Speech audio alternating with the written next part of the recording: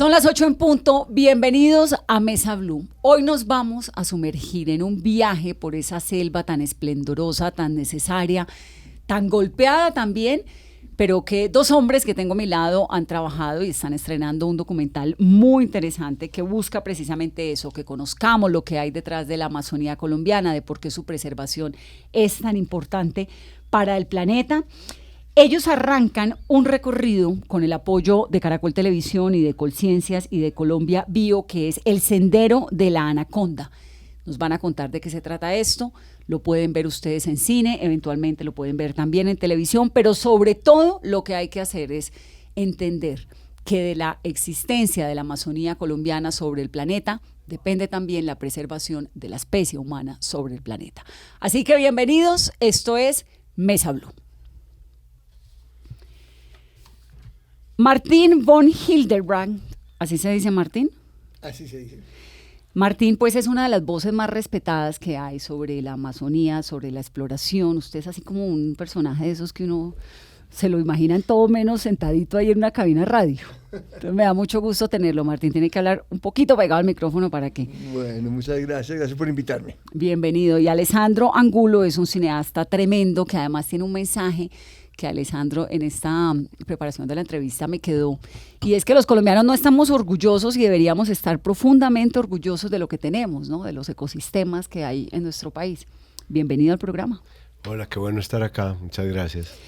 ¿Qué es el Sendero de la Anaconda, Martín? Pues mira, el Sendero de la Anaconda no es como la gente puede pensar, porque nosotros comenzamos ya a mirar desde los Andes hasta el Atlántico. Esa conectividad ecosistémica, y lo hemos llamado Sendero de la Anaconda por una razón. La razón es que los pueblos indígenas allá, en el Amazonas, dicen que la humanidad nació en las bocas del río Amazonas, en el mar.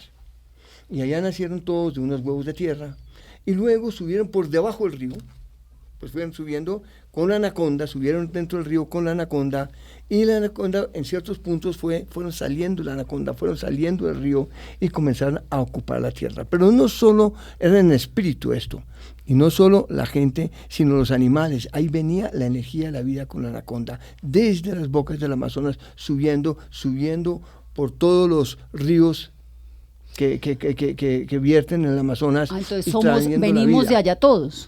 Pues no venimos todos, porque cuando nace la humanidad, dicen ellos, y nacen los espíritus, y hay el dios de ellos, según los Tanimucas, es Yaifosirim aquí, que es un jaguar, ¿no?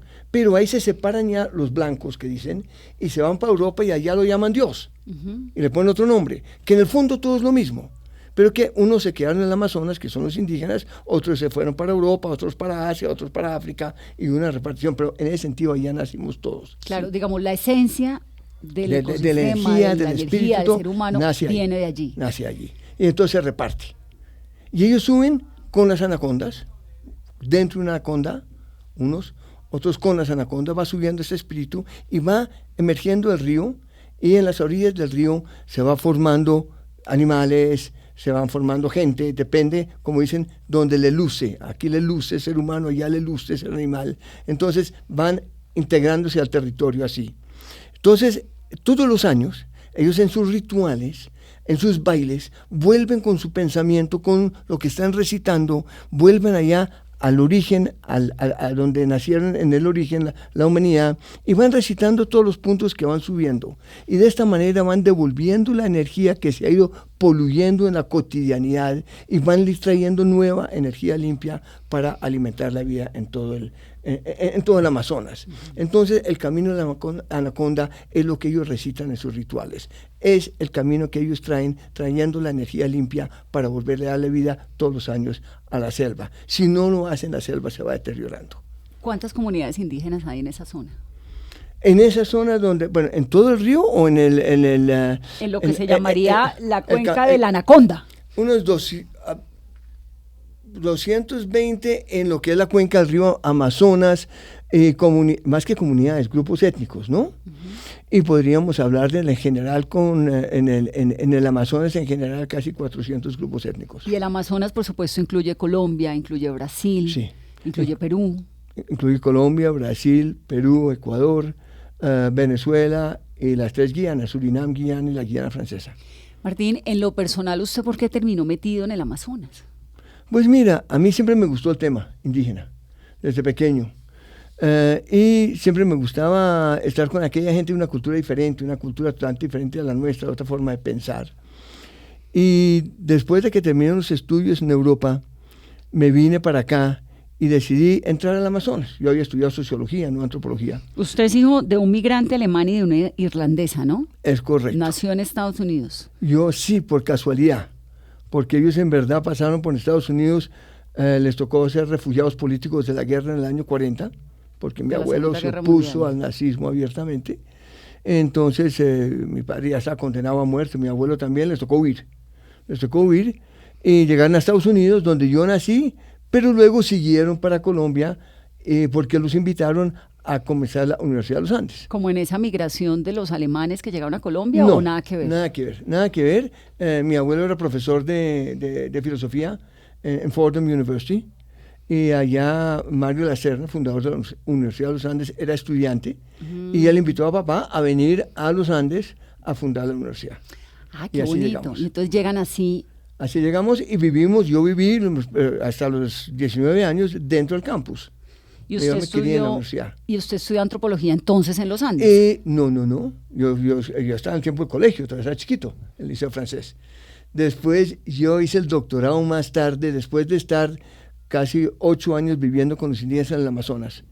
Pero no, ¿en qué momento? No se me salte la parte de cuando llegan a vivir a los Andes con el papá, que hace parte de todo este movimiento de fundación de los Andes. Y lo que estudia usted es antropólogo, ¿no? No, yo soy un niño chiquito de 5 años. Yo soy el fundador más joven que tuve la Universidad de los Andes. Pero entonces, ¿cómo entra en su vida universitaria y cómo se va metiendo ahí de cabezas en el Amazonas? Bueno, como le digo, a mí me gustaba el tema. Yo quería estudiar filosofía y mi profesor, yo fui al Liceo Francés y me recomendó que estudiara antropología. Conocí a Rigel Dolmatov, que estaba montando el departamento, y ya con Rigel, él fue como mi guía y me fui entusiasmando.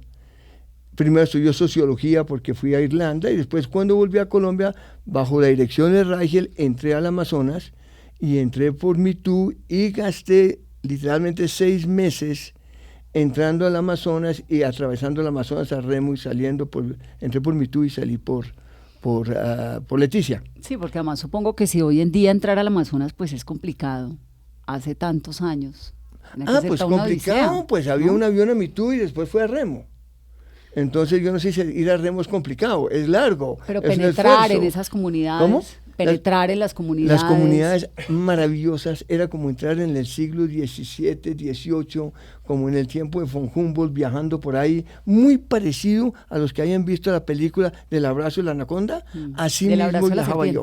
De la serpiente, perdón, el abrazo de la serpiente, así fue como yo viajé por esos ríos, y entraban en contacto con comunidades que todas las comunidades no hablaban una palabra de castellano, y nos entendíamos con abrazos, con sonrisas, me recibieron divinamente, pero en la mitad del camino, en el río Mirití, Paraná, encontré que la gente no estaba, y lo estaban explotando todavía los caucheros.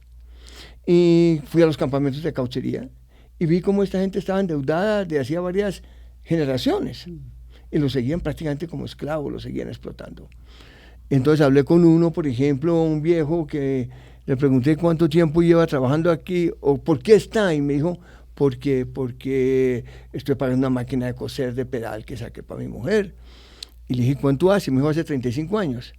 Y seguía trabajando, pagando con caucho para poder saldar la deuda. Nunca se acababa la deuda. Claro. Porque siempre durante el trabajo les daban cigarrillitos, les daban herramientas para trabajar y les sumaban la deuda.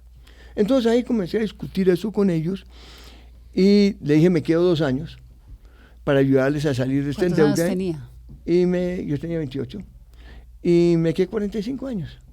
Sigue allá. Y ya después de 45 años... Sigue allá metido. Es la persona más enfocada que yo he conocido en toda mi vida. Es increíble el enfoque. Enfocada en que esto es lo que quiero hacer. Metido en esa zona. Sí, él no es que sea un explorador y que ha viajado por muchos sitios, no. Está metido en esa zona, defendiendo esa zona, ayudándole a las comunidades de esa zona y haciendo cosas tan locas que cuando yo supe dije, pues aquí hay que hacer una película. Aquí me monto. Dijo en un momento dado, es que él no lo cuenta pues porque no le gusta hablar de él, pero imagínense que cuando estaba planeando el viaje, ese viaje inicial que él cuenta, entonces Rajes Dolmatov le dijo, bueno, ¿y usted tiene apéndice? Se lo tiene que quitar. Y entonces este fue y se quitó el apéndice al otro día. ¿Y por qué se tenía que quitar el apéndice? ¿Por si de pronto? Claro, por si de pronto, porque eso en la mitad de la selva, pues eso sí lo mata a uno. O sea, eso sí es grave. Claro. O sea, eso sí es de vida o muerte, ¿no? Claro. Pero imagínese, yo dije, ¿cómo una persona decide realmente quitarse el apéndice? Porque todos siempre decimos eso, ¿no? Yo me quitaría el apéndice, las cordales, con tal de ir a no sé dónde. Yo me quitaría tal cosa para ir a... No, pero uno no se quita nada. O sea, ya tomar esa decisión de irse a una sala de cirugía, en fin. Sobre todo hace 45 años. No, pero... ¿Y cómo se conocieron? Alessandro, ¿cómo se montó en este barco de la Anaconda? Nosotros nos conocimos porque Martín es muy amigo de un explorador de closet, como le digo yo, que es Gonzalo Córdoba. Que es el presidente de Caracol. Que no ha salido a explorar y que no ha salido tanto a explorar como a él le gustaría. Él sí sale a explorar, pero no tanto como a él le gustaría. Y nos conocimos con Martín y con Wade Davis en una charla tomándonos un café. Estaba también Héctor Abad Faciolince. Y ellos dos, sobre todo Martín y Wade también, empezaron a hablar de todas estas cosas y de todas estas historias, y ahí dijimos, bueno, no, esto hay que hacer una película porque es que estos cuentos son unos cuentos muy importantes y hay que ir con ellos allá.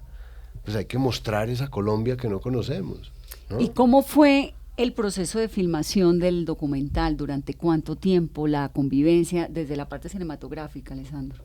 Pues nosotros tuvimos la fortuna, de verdad, de tener unos guías y sobre todo un guía y traductor como Martín, que en esa zona pues realmente la conoce muy bien y todo el mundo le tiene mucha confianza a las comunidades.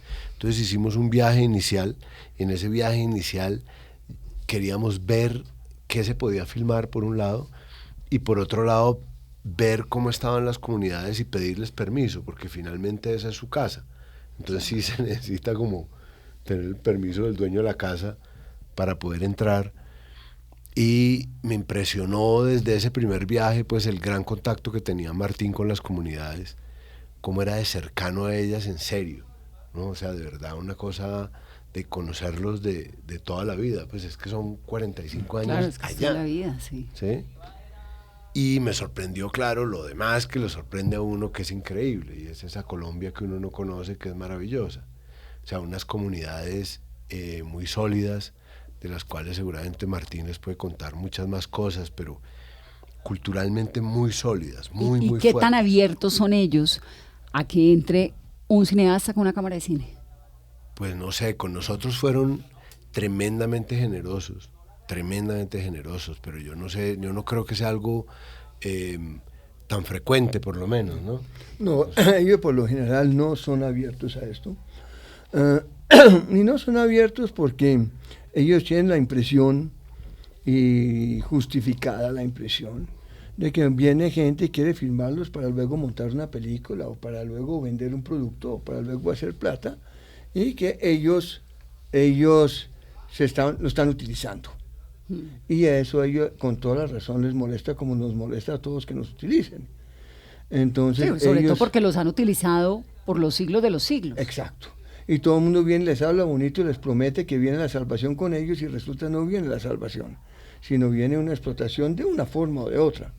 Entonces ellos por lo general son bastante, si se puede decir, desconfiados, tienen una actitud, mire, nosotros vivimos aquí, pero tampoco queremos que vengan. Si usted quiere venir y conocer y de alguna manera comprometerse y de alguna manera apoyarnos y formamos una relación, una amistad, bienvenido. Y si de esa amistad que estamos construyendo implica tomar las fotos, inclusive implica filmar, está bienvenido. Pero ellos, para poder aceptar que fuera, perdón, Caracol Televisión a filmar, fue muy interesante, porque se hizo una reunión grande, una asamblea, se discutió, se les contó a qué venían, y entonces, y se les puso un poquito la pregunta, más o menos. La pregunta era, Si ellos estaban esperando que les regalaran unos 2 o 3 motores fuera de borda y les pusieran unas canoas o algo así, o si prefieren firmar con Caracol Televisión una alianza, y Caracol Televisión se comprometía a apoyarlos en sus luchas cuando tengan que hacer un video, cuando tengan que hacer una noticia sobre, por ejemplo, que lo están atendiendo mal en los programas de salud, cosa que sucede, o si tienen unos problemas de educación, o si hay una minería ilegal, o si hay unos problemas, que ellos les daba una voz, claro, un micrófono al mundo. Y ellos dijeron, denos un micrófono. Ahora, Martín, una alianza, queremos una alianza. ¿Cómo está organizada la sociedad, digamos, esas sociedades indígenas en el Amazonas, cómo están organizadas? ¿Quién manda? Mira, la estructura es diferente evidentemente a la nuestra. Los que tienen más autoridad, porque allá no manda nadie, allá uno da consejos, allá uno hace ejemplo, uno tiene autoridad, y autoridad es conocimiento.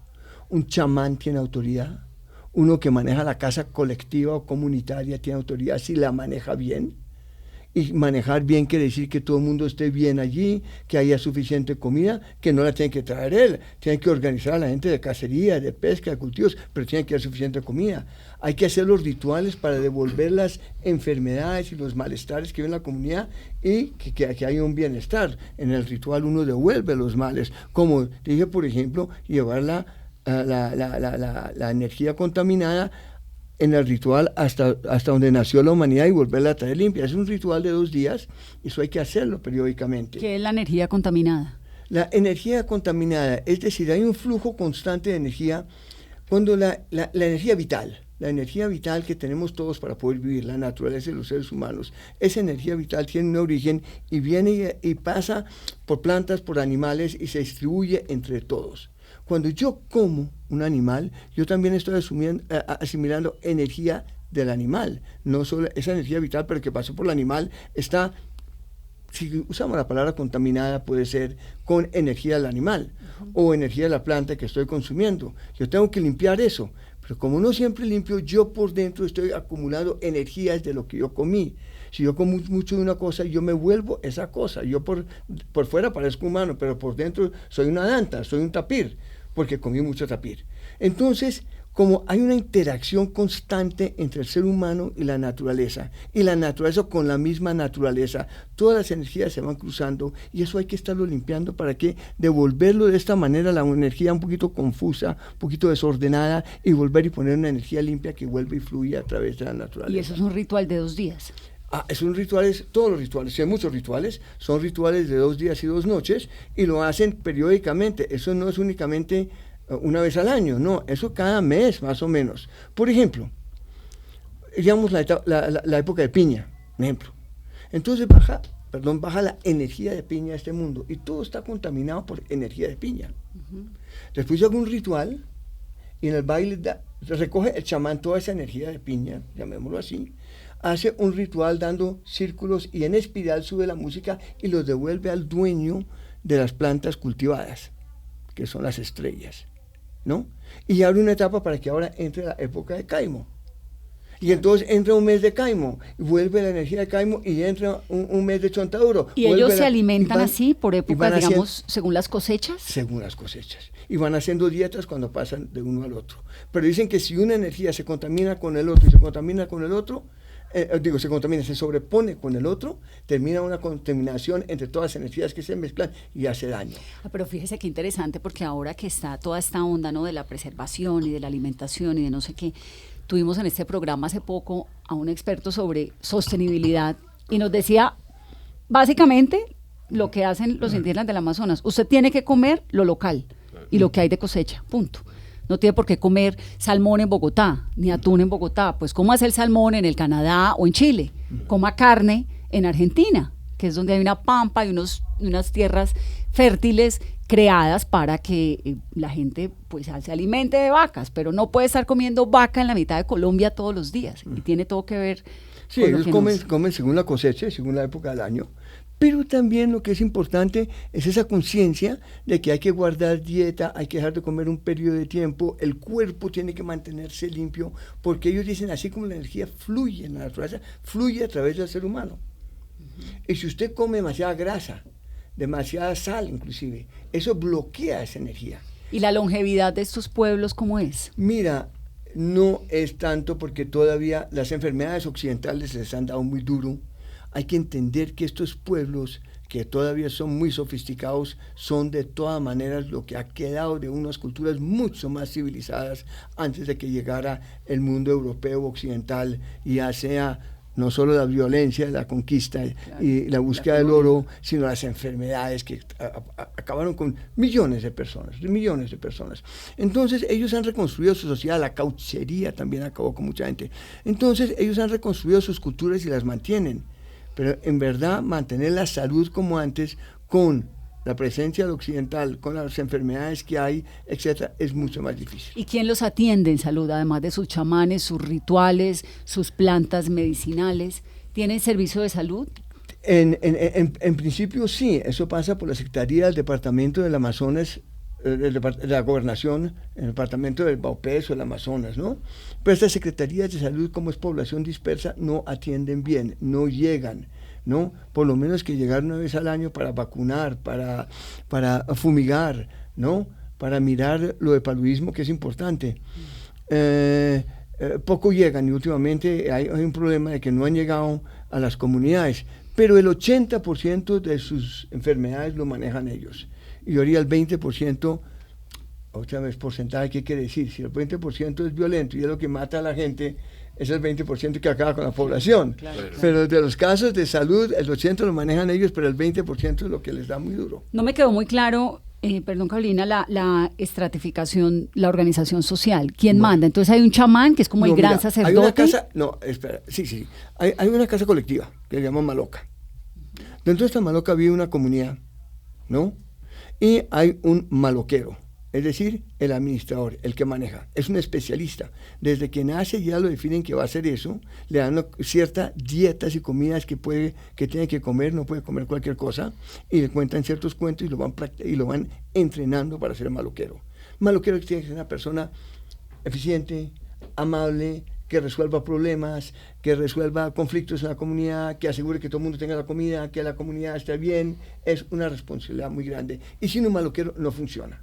Y tiene una maloquera, que es la mujer, que es la que coordina a todas las mujeres para las chagras, para el cultivo de la comida, para atender a los niños, etc.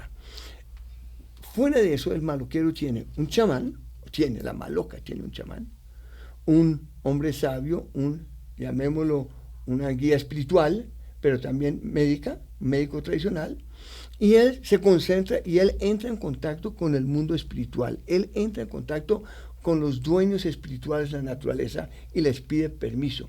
Pero cuando él habla, cuando él cura, cuando él está cumpliendo con sus funciones, él mismo dice, yo cuando estoy en la cotidianidad no soy nadie, pero cuando entro en meditación y entro en contacto con los espíritus, son los espíritus que hablan a través de mí. Los espíritus se conectan al mundo a través del chamán. El chamán es un canal, entrenado desde pequeño con cierta comida, con ciertos rituales, con una formación muy estricta.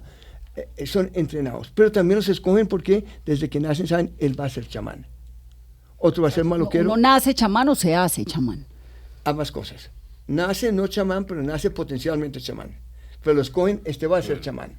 Otra vez, cuando nace el niño, después ya de que deja de amamantar, ya cuando tiene 1 año, llevan al espíritu del niño allá donde todos nacimos, en el mar, y consultan con el origen, lo llevan en pensamiento, evidentemente, el chamán.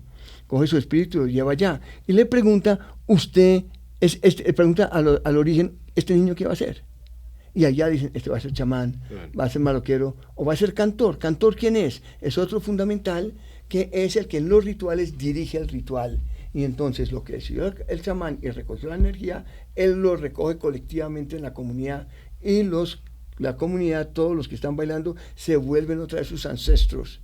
Entran en un estado, durante el ritual, en un estado profundo espiritual, y se vuelven otra vez los ancestros. Entonces los principales son el maloquero, el chamán y el cantor. pero el maloquero es el responsable de que todo funcione. Y de ahí entonces se van las mamás, los niños, Y después la mamá, educación, y después todo los especializan, por ejemplo, en las mujeres y en los hombres igual. Entonces hay mujeres especializadas en la siembra de piña, o no, la piña lo siembran los hombres, pero especializada en la yuca y en la yuca brava, en los diferentes tipos. Hay otra especializada en rallar yuca, hay otra especializada en colar la yuca para sacar el almidón. Esto se ve en el ritual. Una mujer que la han entrenado para eso, cuando ella raya, rinde más la yuca. Cuando saca el almidón, rinde mucho más el almidón. Cuando siembra la yuca, le crece mucho mejor. Entonces la especialización es que le da la capacidad que rinda más, que dé mejores resultados en lo que hace.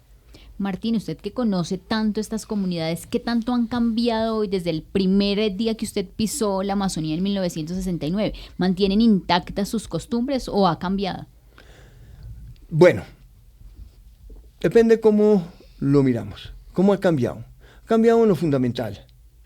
Y yo me atrevo a decir para el bien, como yo lo veo. Es decir, cuando yo llegué allá, estaban explotados por los caucheros, y también a los niños los llevaban a la fuerza, de los 6 a los 12 años, a las misiones que los llamaban orfelinatos, y allá les enseñaban a no ser indígenas fundamentalmente. Su cultura está equivocada, sus abuelos estaban equivocados, su comida está equivocada, inclusive su forma de levantarse por la mañana a las 3 de la mañana está equivocada, hay que levantarse a las 6, en fin, y sus dioses estaban equivocados. Y no les enseñaron mayormente cosas útiles, sí les enseñaron a leer y escribir, pero nunca les enseñaron qué leer ni qué escribir. Un indígena podía saber escribir, pero no sabía escribir una carta al comisario o al corregidor para decir tengo un problema.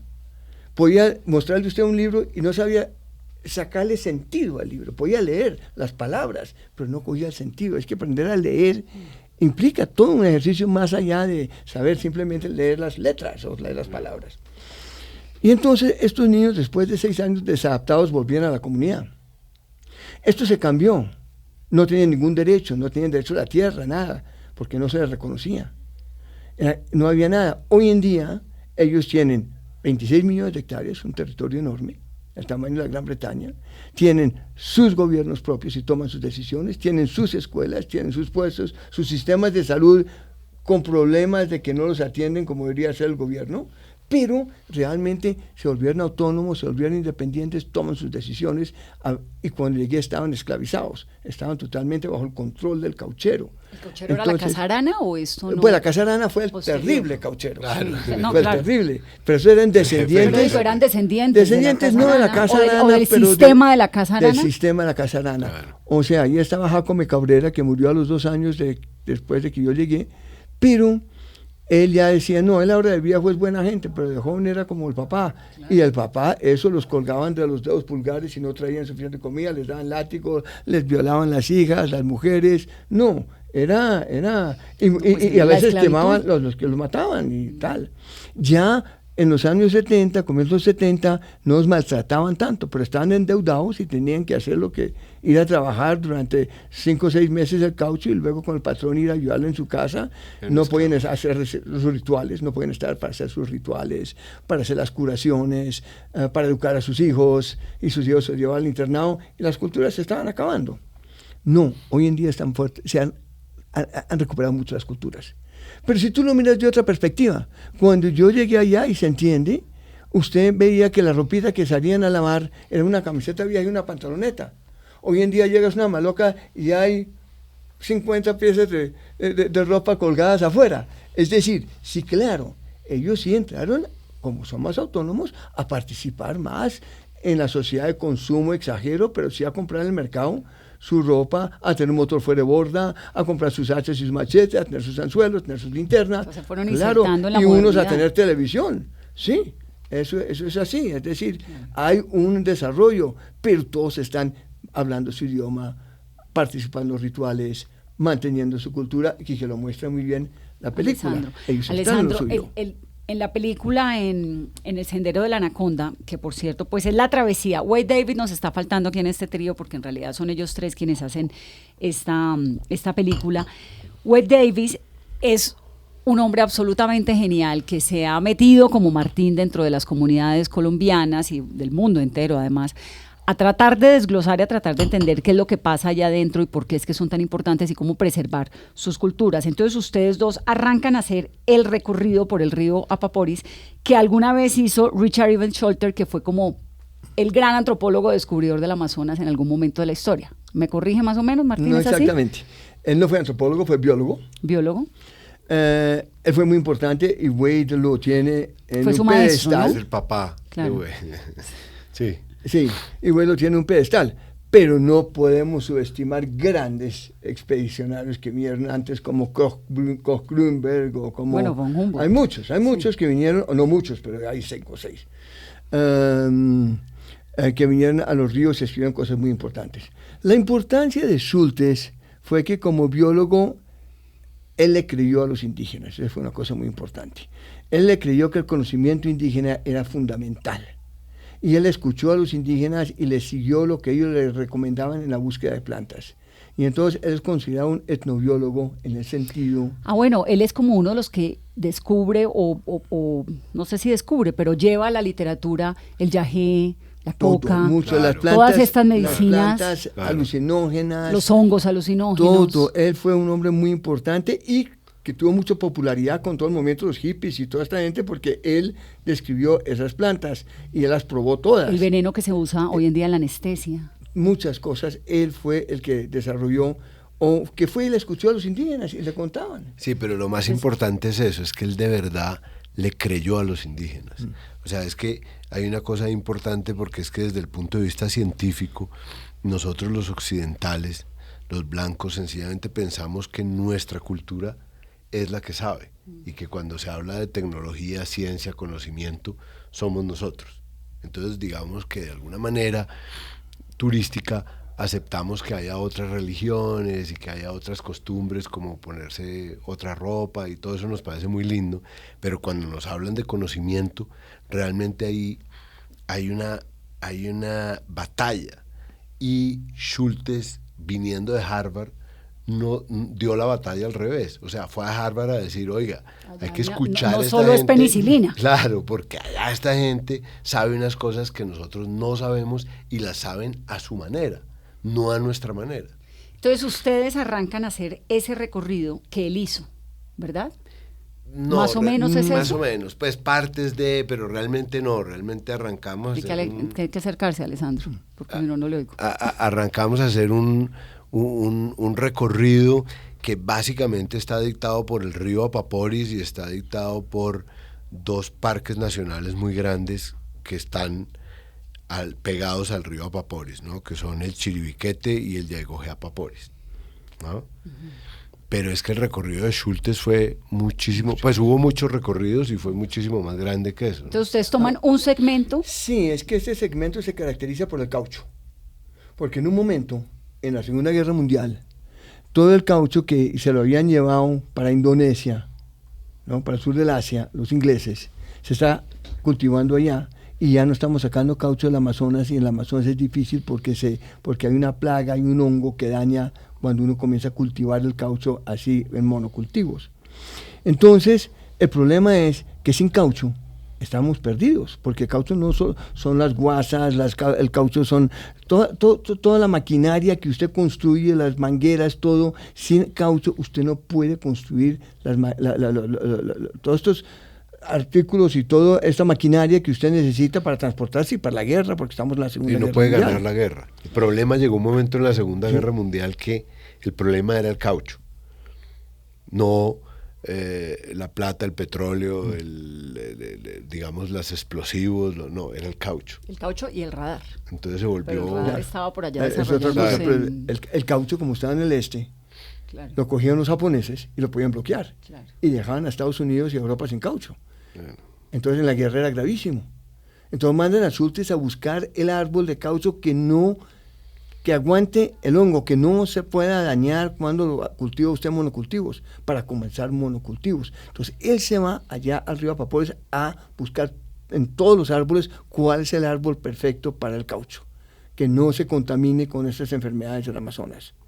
Y él la encuentra. Y lo encuentra. No en Apaporis, donde pasó todo el tiempo, sino en Leticia, pero bueno, lo encuentra, Bien. ¿no? Y esto resuelve el caucho. Ya, mientras tanto, descubrieron el caucho artificial y al fin no hicieron los cultivos y tal, pero es fundamental, y hoy en día es fundamental el caucho natural, como bien lo dice Wade, porque por ejemplo todas las llantas de avión son hechas con caucho natural porque no aguanta ese cambio, el cambio del frío al calor y al golpe al piso, en fin, cuando aterrizan. Entonces ustedes hacen ese recorrido en torno al caucho. No, en torno a estos dos parques, digamos, por ese río, en torno a estos dos parques. Que esos dos parques, ahí están, sobre todo en el parque de más hacia el sur, en el Yaigojé Apaporis, están las comunidades de las que habla Martín, y esos dos parques son pues un paraíso de Colombia. Claro, no, pues Son el un Chiribiquete, y paraíso. Martín fue clave, ¿no? En la Claro. denominación de parque, el crecimiento del parque del Chiribiquete, que esa fue Sobre una todo el Yaigojé, super yo estuve muy noticia metido en Yaigojé. Mi hermano sí estuvo metido en el Chiribiquete. en el Chiribiquete. Sí. Y entonces arrancan a hacer este recorrido. ¿Cuánto tiempo graban? ¿La grabación es de cuánto tiempo? Estuvimos un mes metidos en la mitad de la selva. Durante ese mes no vimos a ninguna persona de Occidente, y durante ese Sí, mes... porque ustedes muy occidentales no son. Aparte A usted le tocó nosotros. ver a Martín un Aparte mes nosotros. entero. Martín, que No clasifica. para los que no lo han visto, tiene la cara del explorador, ¿no? Total, es que A parece uno como le sacado dicen- de Tintín. ¿Cierto? A uno le dicen, hagamos una película con un Y explorador. mete a ¿Cuál Martín. es la cara? Esa es la cara. La cara de Martín. Y a un cineasta y lo metió a usted. Esa que me metió a mí. Y entonces estuvimos un mes ahí metidos, y en ese mes estuvimos bastante aislados, obviamente de la mano de Martín, que jugaba de local, y de la mano de las gente de las comunidades que también pues conocen muy bien la zona. ¿Qué tal lo recibieron? Pues muy bien, yo podría decirle que pocas veces en el mundo conoce uno una gente tan generosa. Imagínese que le cuento una pequeña historia. Estábamos viajando en el río, y el río, dependiendo de la altura del agua, usted puede viajar más rápido o más lento, pues porque hay piedras. A veces hay que cargar los botes, cargar la carga, en fin, tiene su lío. Y ese día nos atrasamos, y ya eran las 5 de la tarde y no íbamos a llegar a donde teníamos planeado llegar, a una comunidad, y nos iba a tocar dormir pues en la mitad de la selva, pero es que eso sí es complicado, o sea, armar un cambuche. Sí, el zancudero empezando No, por ahí. pues, todo, pero es que además, pues imagínense. Entonces uno de los indígenas dijo, no, aquí a la vuelta del río vive una señora, veamos si ella nos ayuda. Y llegamos nosotros 15, y esta señora vivía en su casa, que era como este estudio de grande, y nos dijo, claro, quédense ustedes ahí, no hay problema. Entonces colgamos las 15 hamacas, nos regaló comida, nos preparó desayuno al otro día, ¿no? O sea, de verdad, una cosa que uno dice, Una cuando en el generosidad. mundo nuestro uno llega con 15 personas y dice, oiga, ¿será que me puedo quedar en el Con jardín unos de su amigos. casa? Sí, claro. Y ella se salió, claro. Ella se fue a dormir a ella otra parte. se fue a dormir a Ella montó una su hamaca casa por ahí. donde su hija, ¿no? Y nos dice al otro día, yo no pude dormir bien pensando que ustedes de pronto habían estado muy apretados, y que de pronto eran 15, y de pronto esa cabaña de pronto se cae. ¿No? Alessandro, de pronto de lo que habían planeado de la historia, ¿los sorprendió algo que dijeron en medio del recorrido? Tenemos que cambiar, esto va a ser infaltable en... Sí, pues todo. Pues realmente la historia no se cumplió. Nosotros yo había leído varias cosas sobre la región, y habíamos hecho ese viaje que les había contado como un viaje anticipado, preproducción. pues de preproducción, exacto. Y realmente de ahí muchas cosas pues surgieron en el camino, porque es que en el camino surge no solo conocer más a los personajes que nos acompañaban, pues como Martín y Wade, sino también conocer más a las comunidades, sobre todo eso, conocer sus costumbres y conocer un poco su pensamiento, y descubrir cosas de la selva que son maravillosas, pues espacios, sitios, mejor dicho, es que eso es un paraíso enorme, en serio, eso es una Colombia maravillosa que no conocemos, y que yo creo que puede seguir existiendo y puede crecer y puede vivir paralelo a la Colombia que ya conocemos, a esta Colombia de edificios y calles y ciudades, ¿no? ¿Y qué fue lo que más les sorprendió? Bueno, lo que más me sorprendió realmente fueron aparte, digamos, la belleza absoluta que lo deja uno sin aliento, Los verdes, siempre, ¿no? los verdes, el espacio, eso es increíble. Me sorprendió la profundidad del pensamiento de las comunidades indígenas. O sea, creo que sí hay una cultura muy fuerte ahí que nosotros a veces minimizamos o no oímos o a veces hasta despreciamos, ¿no? ¿Cómo funcionaba el tema de la energía, de las cámaras? Usted necesita cargar cámaras para grabar. Digamos, No. una producción necesita algunos elementos que tiene la ciudad. Muy buena pregunta. Cuando le hablo de los botes en los que íbamos, en los botes no llevábamos comida, pero sí llevábamos gasolina. Básicamente llevábamos gasolina para unas eléctricas. plantas pequeñas para poder cargar las cámaras y para los botes mismos, ¿no? Claro. O sea, porque en todo este recorrido muy, muy grande, pues obviamente no hay estaciones de gasolina ni hay gasolina, ¿no? No hay lo que los indígenas producen y hay, digamos, ellos también consiguen gasolina para sus botes, pero es de una manera mucho más precaria. Nosotros sí necesitábamos estar andando todo el tiempo con los botes, ¿no? Entonces las lanchas eran llenas de timbos de gasolina. Claro. Y nosotros, y las cámaras y eso, pero realmente lo que más ocupaba espacio era la gasolina, Los ¿no? botes de gasolina. Pero un punto que me parece interesante resaltar también, y para los que vean la película, es que lo que se ha logrado con el tiempo, los mismos indígenas, que en un momento estuvieron amenazados fuertemente en su sitio más sagrado, donde ellos emergieron del río cuando el comienzo del mundo, en ese lugar sagrado que llaman Yuisi, y eso quería entrar una compañía minera canadiense a explotar el oro. Y los indígenas, que son dueños del territorio porque son resguardos, es una propiedad colectiva de la tierra, del territorio, pero el subsuelo es de la nación, entonces se puede hacer minería si el gobierno decide. Ellos deciden aliarse con parques para formar un parque sobre ese territorio. Pero le ponen una condición o negocian un acuerdo en el que dicen, pero ese parque se va a manejar según nuestro conocimiento tradicional, según nuestro conocimiento milenario. Y Parque les dice, perfecto, pero ustedes en 5 años tienen que escribir un documento explicando cuál es su conocimiento. Y ellos desarrollan toda una investigación endógena con los jóvenes para pasarles este conocimiento de una manera más organizada a los jóvenes, para poder sacar el documento escrito por los mismos jóvenes, para tener una integración comunitaria en la idea, y no solo los chamanes, porque necesita que todo el mundo entienda y que todo el mundo lo maneje para que se respete.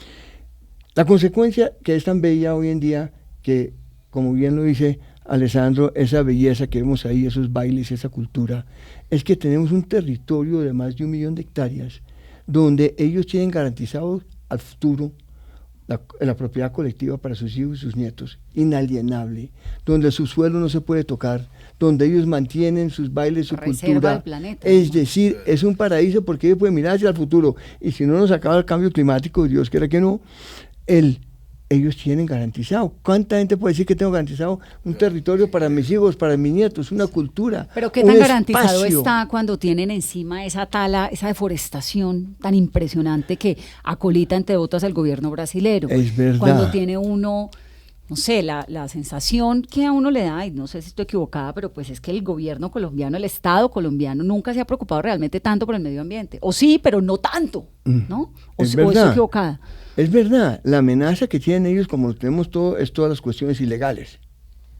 Es decir, si mañana entra alguien a tumbar la madera y no hay un sistema de Y policía... las legales también, porque lo que está pasando con Brasil es con el beneplácito del Correcto, gobierno. pero es lo que digo, esa isla, ese territorio donde estuvimos precisamente está protegido en ese sentido contra lo legal. Okay. Está protegido de cualquier incidencia negativa, que también podría ser minería legal, porque también a veces y muchas veces tiene un impacto negativo, y podría ser deforestación. Pero lo que digo, obviamente, como ellos dicen, nosotros cuidamos el Amazonas, nos ocupamos de nuestra gente en nuestra maloca y nosotros la cuidamos. Pero ustedes los blancos cuiden su gente. A nosotros no nos corresponde cuidar a los blancos. Ustedes cuiden su gente. Para eso tienen autoridad y tienen policía y tienen todo lo que necesitan.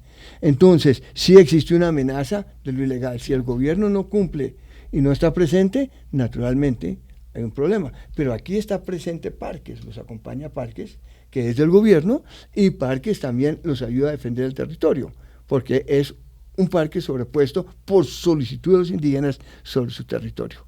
Entonces realmente se han creado unas condiciones muy especiales para que ellos puedan continuar hacia el futuro con sus hijos y sus nietos ahí. Usted está trabajando, Martín, en un proyecto que pretende unir a 8 países en torno a la protección de la Amazonía, ¿verdad? Cuéntenos un poquito qué países son y en qué consiste ese proyecto. Mire, el proyecto consiste es que durante los últimos 30 años, los países del Amazonas, y ahí puedo citar a todos, y tal vez los mencionamos hace un minuto, pero estamos hablando de Colombia, Venezuela, Perú, Ecuador, las 3 Guianas y Brasil.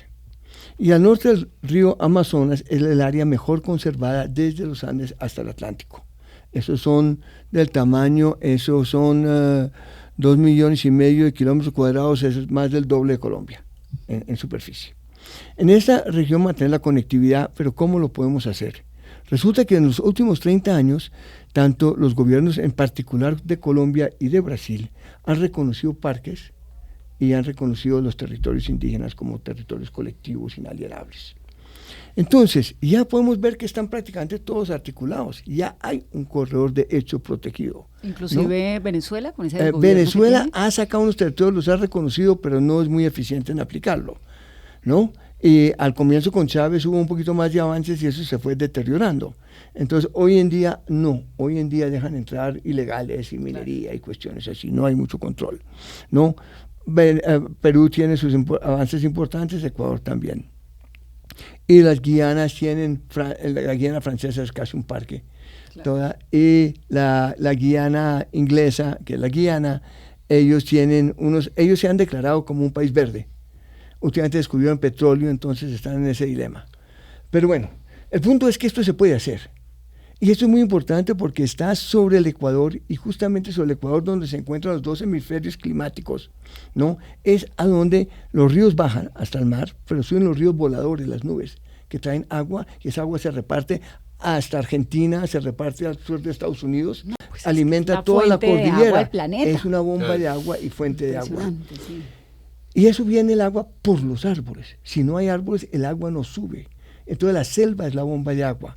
No es únicamente lo que evapora en el mar, sino que los mismos árboles transpiran y evaporan porque sacan agua del fondo de la tierra y como un pitillo lo van botando también para arriba como nubes. Entonces toda esta agua que viene de la selva. Y es la franja más importante a lo largo del río Amazonas. Entonces, esto, como digo, durante los últimos 30 años se constituyeron estos territorios, ya están ahí. La diferencia es que cuando se reconoció un territorio, un parque, estaban pensando en la biodiversidad de ese punto. Y cuando reconocían los derechos indígenas en un territorio, estaban pensando en los indígenas ahí. Pero si uno da un paso atrás, uno se da cuenta que todo se puede conectar.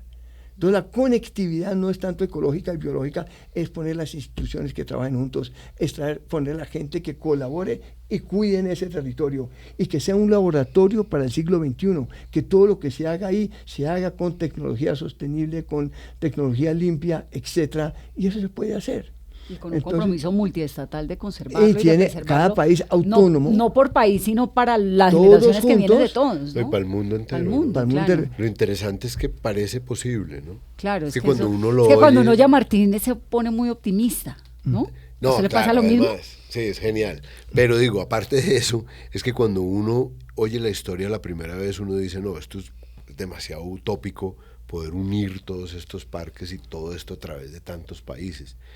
Pero cuando uno ya ve la explicación de Martín en un mapa, pues se da cuenta que es posible. Tiene todo el sentido. O sea, que no es tan lejano, ¿no? Como no es tan lejano lo que hablábamos antes, que en Colombia haya, digamos, también una Colombia como la de esos parques que siga progresando y que siga estando bien. Es que a mí me da un poquito de alivio escucharlos y escuchar a Martín con esto, porque cuando Carolina le preguntaba hace unos momentos que en comparación con cómo era la Amazonía hace 45 años, cuando llegó a comparación ahora y dice, sí, se ha logrado unos derechos indígenas, no sé qué, le da uno como cierto fresquito.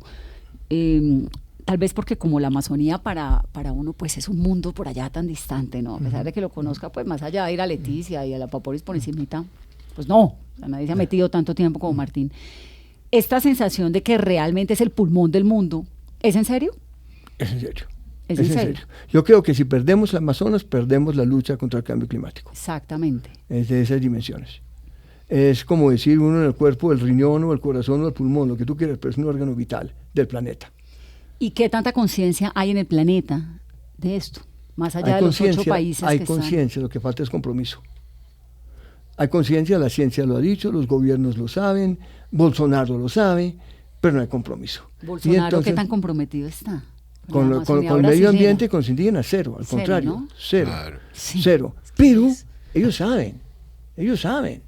Y nadie puede contradecir a la IPCC, al panel intergubernamental, donde hay, ¿cuántos? 150 o más científicos, donde han salido del Papa para abajo los científicos y todos a decir, mire, si no hacemos Ojo a esto eso. estamos perdidos. Pero es que esa imagen No. de Brasil que están Lo sabemos. 75.000 hectáreas al día. Sí. Es una cosa Brutal. brutal. Y nosotros todos lo sabemos, pero no hay compromiso. Fíjese que ni siquiera con las grandes reuniones internacionales en el panel intergubernamental del cambio climático discuten, saben, sacan recomendaciones, pero fuera hay unos países como Noruega y unos que otros, el compromiso no está. El compromiso internamente en Europa sobre sus propios reducción de emisiones sí está. Pero ya el compromiso y los compromisos de gobiernos aquí todos sabemos. Pero entre las cuestiones políticas y los intereses de unas grandes empresas como las petroleras que no quieren soltar, ¿no? Entonces, pero estamos en una crisis, en un momento que ya hablamos es de la catástrofe climática, de la Como crisis un climática. punto de quiebre, ¿no? Estamos en un punto de quiebre. Y como decimos en la película, se menciona, y lo menciono, nosotros solos no vamos a encontrar la solución. El occidente solo no va a encontrar la solución. Pero ahí están los indígenas. ¿Y por qué no lo encuentran? Tenemos un problema de paradigma. Nosotros creemos que nosotros aquí y la naturaleza allá. Y no estamos conscientes que somos naturaleza. Que nosotros venimos también de la evolución como las plantas y los animales y somos una parte. Leí el otro día un videíto, vi un videíto cortico que decía, si desaparecen todos los insectos del mundo, la vida se acaba. Claro. Si Claro, aparecen, la alerta de las desaparecen todos- abejas que es... Si aparecen las abejas o las lombrices y todo, el mundo se acaba. Si aparecen todos los humanos, el mundo continúa. Y continúa más verde. Y sin humanos. Entonces, ¿qué tan superiores somos? No, es que fíjese esos lugares, por ejemplo, no sé, Bojayá, que a mí me parece un lugar tan impresionante, el Bojayá de la tragedia, ¿no? Entonces uno va a Bojayá de vez en cuando como a recordar lo que ocurre allá. Y Bojayá hoy en día, ese lugar que fue tan triste y tan deteriorado y tan símbolo de lo peor que ha pasado, pues de las peores cosas que ha pasado en la historia del conflicto en Colombia, el sitio es lleno de unos verdes magníficos y uno pasa y sale la mariposa, el árbol, la lagartija, la culebra, el verde, un verde tras verde que finalmente en un segundo, lleno de zancudos obviamente, en un segundo uno dice, el hombre se fue de aquí, dejó una tragedia y esto se recompone, solito, ¿no? Claro.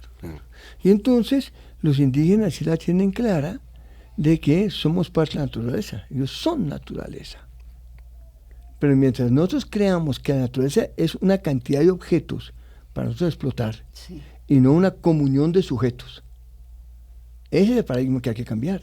Y ya la Corte declaró el Amazonas como derecho de sujeto. Y muchos países han declarado muchas partes del planeta como derecho de sujeto. Es decir, que tenemos que tratarlos como un sujeto. Es decir, el árbol tiene derecho a aire limpio, a agua limpia, a nutrición, a respeto, como un sujeto.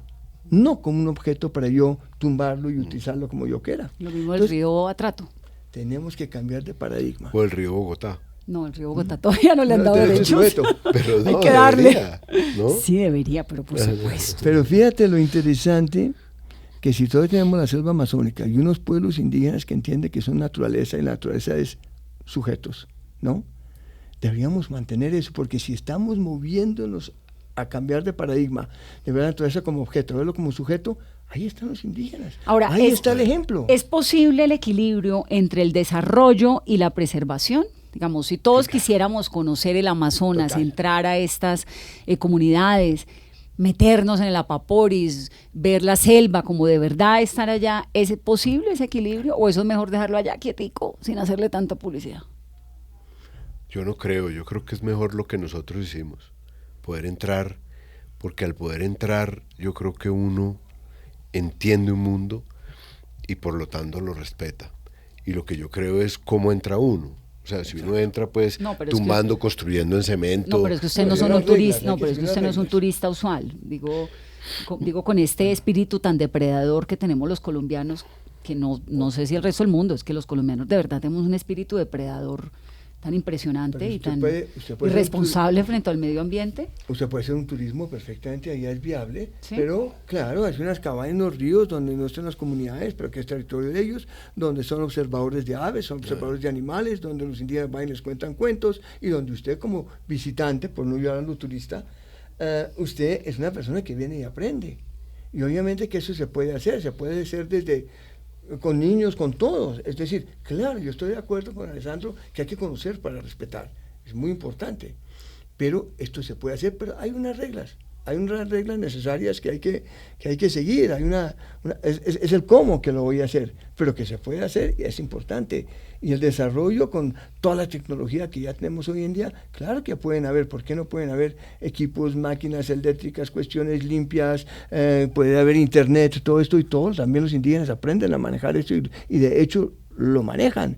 Allá todos donde estuvimos allá con bailes y rituales, todos tenían el celular y en algunas partes había un televisor, pero eso no quiere decir, eso se puede tener, pero se puede mantener el respeto por la naturaleza y la tecnología lo facilita hoy en día. Martín, después de tantos años de convivir con los indígenas, ¿cuál es esa máxima enseñanza que les ha dejado? Tan difícil su pregunta, ¿paciencia? Mira, es difícil la máxima enseñanza porque es un modo de vida, es ver la vida de otra manera, es la importancia de la espiritualidad en la naturaleza, en que yo hablaba de un flujo de energía y estamos hablando de la espiritualidad, esa relación con la naturaleza que más importante que científica y que conocedora es una relación íntima, una relación en que uno convive con ella, que uno se identifica con ella. Y entender la gran diversidad cultural, entender que hay otras formas de ser humano diferentes a las nuestras y que son profundamente filosóficas, espirituales. Es conocer ese mundo, es la enseñanza, es entender que hay muchas formas de ser un ser humano, hay muchas formas de ser diferente y respetar eso. Y los indígenas respetan eso mucho, aún en una discusión entre la gente, en una noche cuando están hablando, si usted dice algo, Vanessa, yo no estoy de acuerdo, le digo, así piensa usted, yo soy otro, yo no te contradigo, yo no trato de que tú tienes que pensar como yo, Sí, yo respeto la diversidad, ¿no? Pues me encanta tenerlos en este programa, a ver todos El Sendero de la Anaconda en cine y también, bueno, en lo que sea, en televisión en octubre cuando salga, pero sobre todo a pensar un poquito. Me encantó el programa porque le deja a uno como un montón de reflexiones. De verdad que muchas gracias. A usted. Muchas gracias. Qué maravilla. a usted. ¿Y después qué? ¿A dónde van? Muchas oportunidades. Tengo la sensación de que sigue. Sí, yo ya dije, con Martín, para donde él diga. ¿A dónde? Sí, claro. Yo creo que va a ser allá otra vez, ¿no? Porque el de allá no sale. Segunda parte, Pero Martín me no sale parece muy allá. bien. ¿Cómo es su vida, Martín? Yo ¿Usted? yo estoy allá. O sea, usted un martes a las 9 de la mañana, ¿qué hace? El martes a las 9 de la mañana puedo estar escribiendo o puedo estar yendo a la oficina para ver todo este programa que estamos discutiendo sobre el Gran Corredor de Desde aquí los hasta el 8 Atlántico, o puedo estar viajando internacionalmente hablando sobre los temas, en fin.